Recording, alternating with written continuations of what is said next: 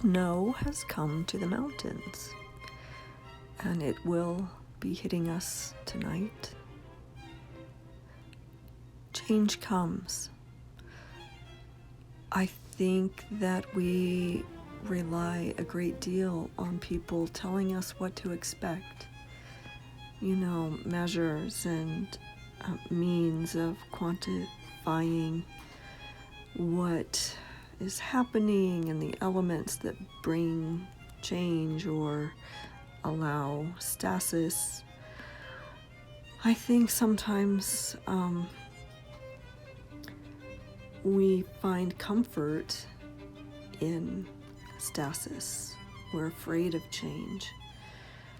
And I think that's a huge part of the problem with what has happened to our country and the results of our election. I know that some of you that are here may be just fine with who our president will be in January. Some of you are not. And I know some people who are pretty much losing their minds over it.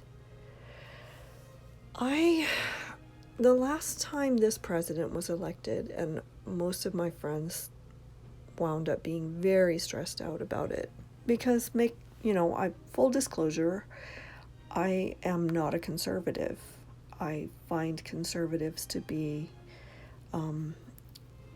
problematic. I grew up in Appalachia. I know how they think.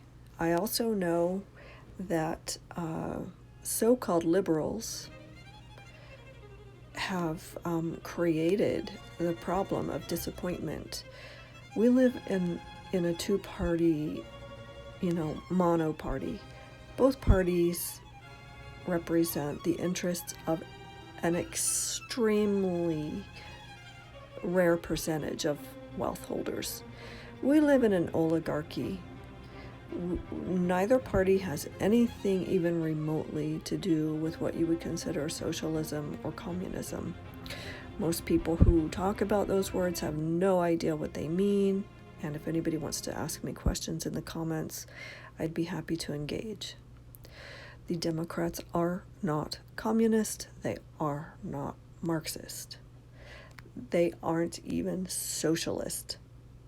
Now, the happiest countries in the world, what we call the Nordic model countries, Norway, Finland, the Netherlands, Sweden, Switzerland, etc., tend to be democratic socialist.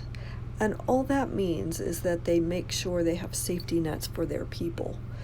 They have health care, they have paid time off, vacations, daycare, and quote-unquote free education. And all that means is that it's subsidized by the government. But, people that are like, the government shouldn't be doing things for people, they should do it for themselves. You need to understand, we have in the United States, and most countries have, a single currency, a government that protects that single currency, and a government that protects the private property of wealthy asset holders.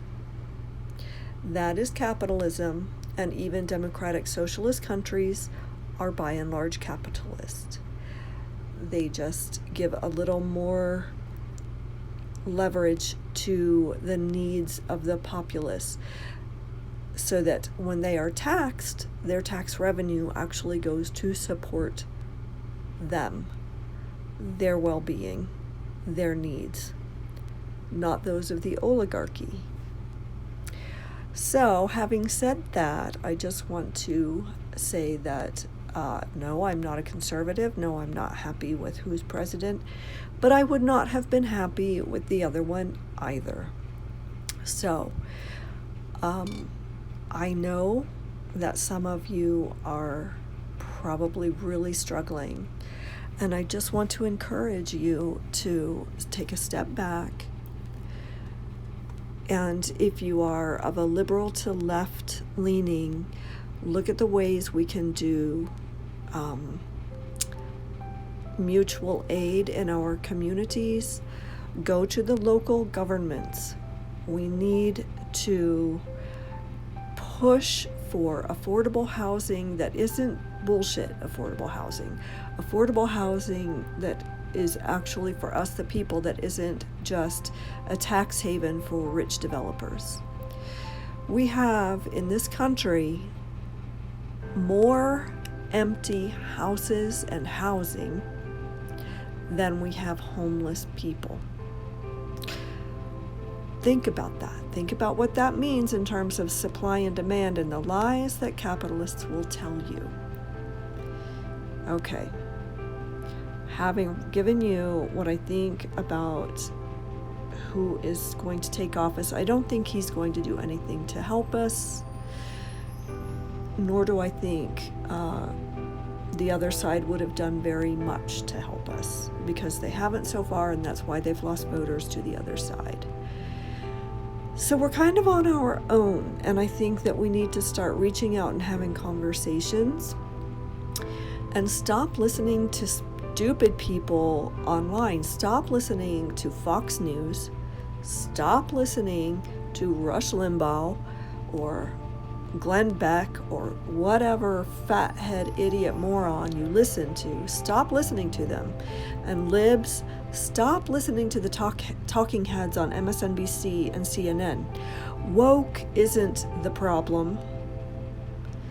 The fact that we are taxed, nobody on either side will tax the wealthiest.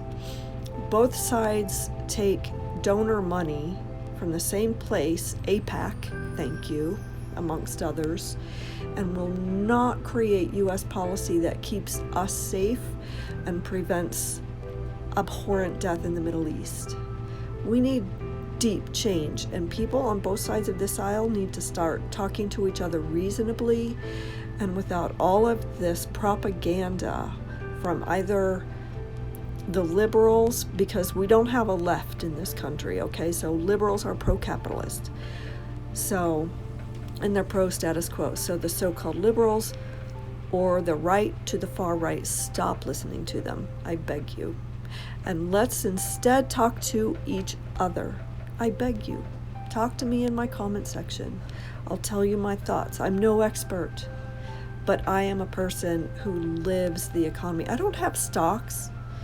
I'm sorry, Wall Street's not the economy. My rent is the economy, okay? And my low wages. And the fact that we've got 3 people working 4 jobs in this family and are barely making it. That's the economy. Okay, so change comes overnight like a winter storm in Denver. I'm just leaving you with that, and I thank you for being here.